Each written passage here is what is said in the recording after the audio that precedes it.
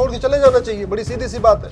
उनको काशी छोड़ देना चाहिए, उनको मथुरा भी छोड़ देना चाहिए, उनको भद्रकाली छोड़ देना चाहिए, उनको अटाला छोड़ देना चाहिए, उनको भोजशाला छोड़ देना चाहिए। भाई जिन स्थानों पे उस समय के आतताइयों ने, आतंकवादियों ने, वहशी दरिंदों ने, मैं जितने भी रूलर हैं उनको कोई मैं राजा नहीं कहता, वो कोई रूलर नहीं थे।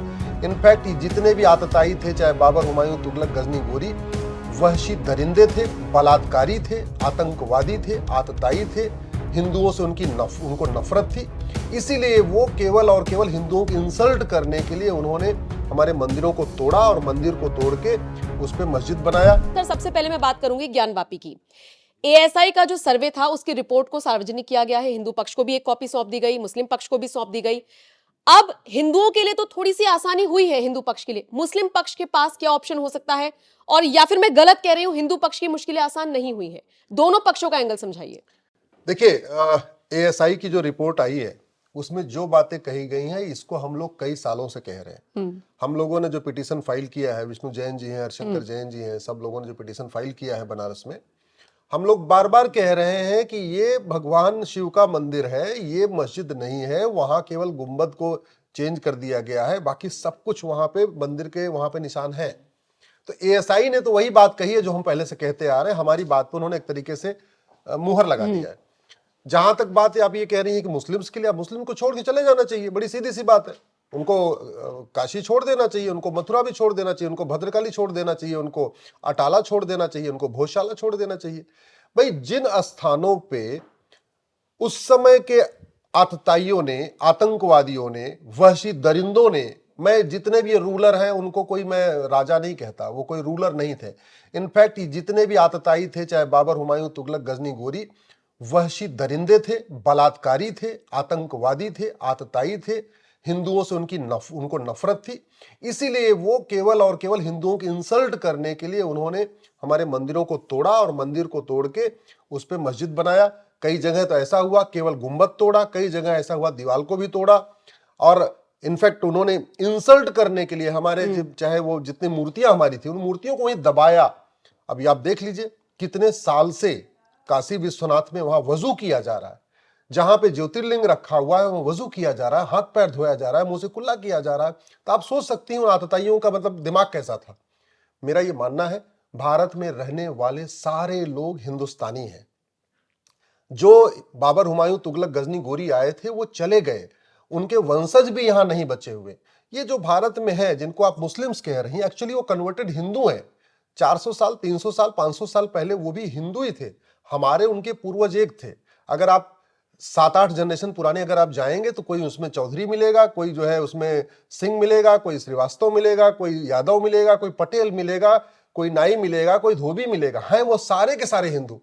तो हिंदुस्तान के मुसलमानों को मुसलमान समझने की बजाय सबसे पहले उनको हिंदुस्तान, अपने आप को हिंदुस्तानी समझना चाहिए। उनको रामकृष्ण का अपना वंशज समझना चाहिए, भगवान को उनको अपना आराध्य मानना चाहिए, और जो गलत काम हुआ उसके लिए माफी मांगते हुए उन स्थानों को तुरंत दे देना चाहिए। इससे शांति आएगी, समृद्धि आएगी, खुशहाली आएगी।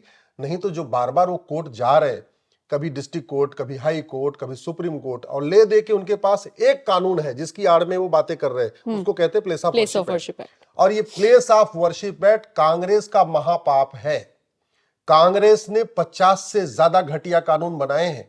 मैंने इसकी पूरी लिस्ट बनाई हुई। नेहरू जी ने घटिया कानून बनाया, इंदिरा जी ने घटिया कानून बनाया, उसके बाद राजीव गांधी जी ने बहुत सारे घटिया कानून बनाए, नरसिम्हा राव ने घटिया कानून बनाए, मनमोहन सिंह ने घटिया कानून बनाए।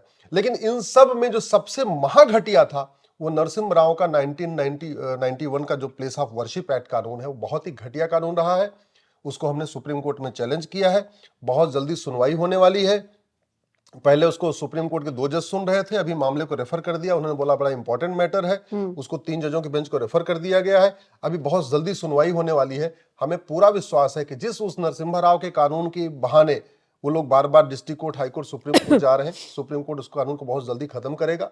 हो सकता है सरकार खुद ही खत्म कर दे, क्योंकि पार्लियामेंट में इस पे सवाल उठ रहे हैं। पार्लियामेंट में प्लेस ऑफ वर्शिप एक्ट के खिलाफ प्राइवेट मेंबर बिल भी आया हुआ है, हरनाथ यादव जी ने पेश किया है और भी कई लोगों ने पेश किया है। तो सरकार खत्म कर देगी तो बहुत अच्छी बात है। नहीं तो हमें पूरा विश्वास है ये घटिया कानून जो अनकॉन्स्टिट्यूशनल है, प्लेस ऑफ वर्शिप एक्ट, इसको सुप्रीम कोर्ट 100% खत्म करेगा। आज खत्म होगा, अगले महीने खत्म होगा, 6 महीने बाद खत्म होगा, लेकिन खत्म होगा निश्चित है। Sir, place of worship act है क्या, आसान शब्दों में समझाइए, और कैसे इसका मिसयूज कर रहे हैं कुछ तबके? देखिए, जब 1988, 89, 90 में राम मंदिर मूवमेंट बहुत पीक पे आ गया, और आपको याद होगा एक नारा लगता था, अयोध्या तो झांकी है, काशी मथुरा बाकी है, एक नारा लगता था। उस समय उसको कुचलने के लिए उस समय की कांग्रेस की सरकार ने 1991 में प्लेस ऑफ वर्शिप एक्ट बनाया।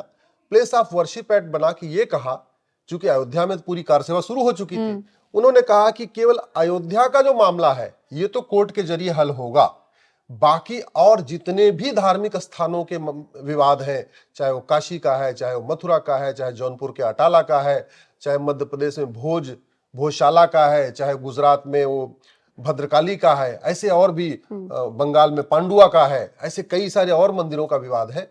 उन्होंने बोला इन मंदिरों का विवाद अब कोर्ट में चलेगा ही नहीं। ये कानून कहता है 1991 का प्लेस ऑफ वर्शिप एक्ट कि जहां पे अगर कोई मुकदमा दायर हुआ है वो मुकदमा भी अपने आप खत्म हो जाएगा, यानी कोई गवाहों के बयान नहीं होंगे, कोई विटनेस नहीं होगा, एविडेंस नहीं होगा, जुडिशियल प्रोसीडिंग नहीं होगी, और मुकदमे सब खत्म हो जाएंगे। 1947 में जिसकी जहां पे स्थिति थी वो स्थिति यथावत बनी रहेगी। इसका मतलब ये हुआ कि जितने भी मुगलों ने हमारे मठ मंदिर तोड़े थे उसको इस कानून के जरिए लीगलाइज कर दिया गया।